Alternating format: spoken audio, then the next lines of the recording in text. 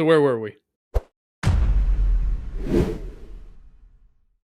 About a year ago, I put the Board Game Design Lab podcast on pause. I put it on a bit of an indefinite hiatus, and I didn't know when or if I would ever come back to it. I wanted to explore some new ideas, try some different things content wise. I wasn't burnt out.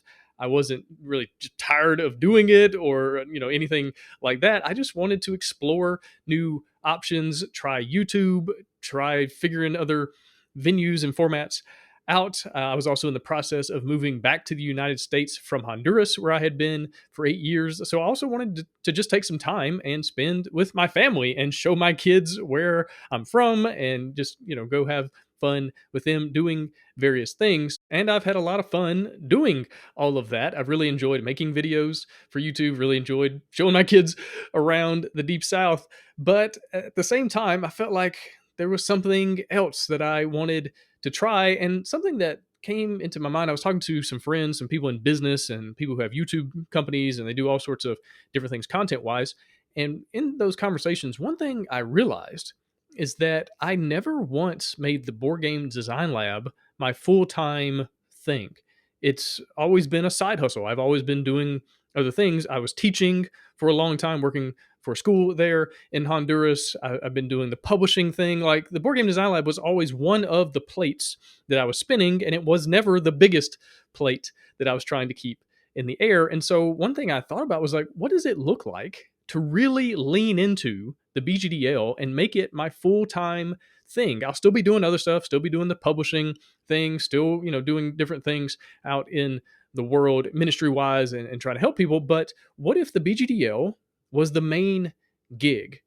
What does that look like? How would I accomplish that? What could I do with it if that was the case? And the more I thought about it, the more excited I got. And not just because the podcast would be relaunching and this whole BGDL 2.0 idea. Obviously, there's that, and really excited to chat with some old friends and also talk to some new guests and dive into some new topics. I've talked about a lot of board game design topics over the years. There's over 300 episodes already about various things, and so I'm excited to dive into unexplored topics that are maybe a little bit more to do with creativity and the way our brains work and all sorts of other stuff. Not just another episode about cooperative games or deck building or things like that. If that's the kind of thing you're looking for, there is a long history of episodes that you can dive into, and the information still holds up pretty well. And so I was excited to chat with new people that weren't necessarily in the board game space, but could offer insights into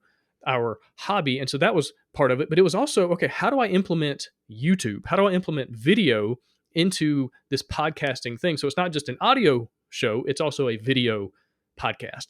And so I'm excited about that. And I still have a long way to go. There's so many other things you have to figure out, so many other skill sets you need to learn when it comes to lighting and video and quality and production and editing and post-production and all the different aspects that go along with adding a video format to the show. But man, has it been fun to figure this stuff out and to make new relationships and talk to people that are in that space and learn from them. And man, it's been awesome so far.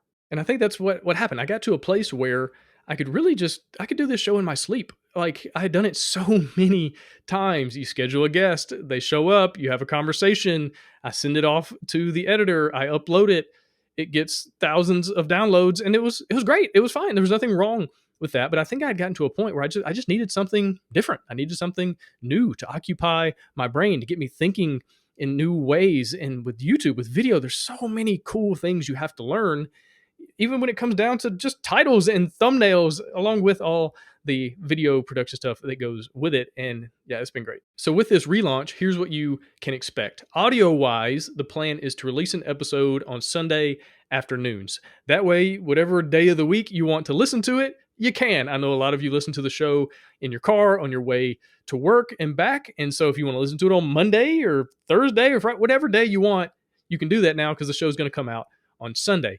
The show will also come out in video format on YouTube, on the Board Game Design Lab YouTube channel, on Sundays as well. But I realize that YouTube is a different format and not everybody wants to sit down and listen to or watch an entire podcast style conversation, for an hour. And so throughout the week, Monday through Friday or Saturday, I'm going to release clips from each episode that are just like highlights, moments from each show that I think are interesting or worthy of you sitting down and watching for 5 minutes, 8 minutes, something like that. And so you can also check out the clips on the YouTube channel. And I'm also planning throughout the week to release regular content on the YouTube channel about game design topics in general. We might be talking mechanisms. I might be sharing about crowdfunding, just all the different things that go into this wonderful hobby of ours. I've got lots of ideas on some things to chat about, fun things, not so fun, just kind of boring things that I'll try to make a little more interesting through video. But I'm really pumped just about what it looks like to create more content, create more resources for you as a game designer to help you create great games that people love. Also, with leaning into the Board Game Design Lab as my full-time gig, I've been working on another game design book. It's called Find the Fun, and it'll be on GameFound pretty soon where you can pre-order it, and then later on in the year, it'll be available on Amazon. The pre-order campaign will be for the special edition hardcover that won't be available in retail later. The paperback will be available if you want to pick that up online, but really excited for that. I've also got a game design game. It's a game where you take on the role as a game designer and you're creating a game and you're trying to pitch it to a publisher at the end and hopefully get it published. It's a little bit meta, but it's been a lot of fun to work with. It leans more towards fun than education, but there's lots of little nuggets of wisdom and advice and tips and tricks and ideas that go into the game that you can learn about game design as you're playing through it. And yeah, I had a lot of fun working on that. And also, I've been working on an online course called Board Game Design Pro with the intent, the idea is to help you figure out how to go pro as a game designer. Now, I don't necessarily mean full time, where you're quitting your job and you're diving into game design as your full time gig. That could be the case, but it's more so to help people who just want to get published. They want to start making money from their game designs. They want to learn how to pitch to publishers, get their games picked up, see their games on store shelves, or they want to go the crowdfunding route. They want to start their own companies and figure out, okay, how do I turn these games into a business? And so Board Game Design Pro, again, not necessarily like full time, but a professional where you learn how to monetize your creativity. It's been a lot of fun. It's been a lot of hard work. So many hours have gone into figuring out the curriculum and coming up with the ideas and figuring out, okay, I need to get special guests to come in and talk about these various topics. And that'll all be available here soon as part of the same campaign. You can get the book, the game, and the course all together through the GameFound campaign. Pre-order here pretty soon. I'll put out another podcast episode, another video, another email newsletter blast talking about more details here in the very near future. But again, all of this comes together with the idea of, okay, what does it look like to do this for real, if that makes sense, where this becomes my main focus. And I am really excited about that. I hope you're excited as well. And along with this announcement, I'm also launching episode 302. I got my good friend Jamie Stegmeyer back on the show. Every time I'm starting or stopping or hitting a milestone, I call him up and I say, hey man, you want to chat? And he's always an amazing guest. And so I had a lot of fun recording that episode with him to kind of kick things back off. I've already recorded a whole bunch more episodes. I'm just excited to share those with you. Again, lots of cool things are on the way that will hopefully help you become the best game designer that you can possibly be, because I really want to see the games you have in your head. I want to see those games come to life. I want to see them on people's tables, because I believe board games have the power to make a difference in the world. And I don't say that hyperbolically. I really mean that. We continue to live in a crazy world, and I think one of the antidotes is more time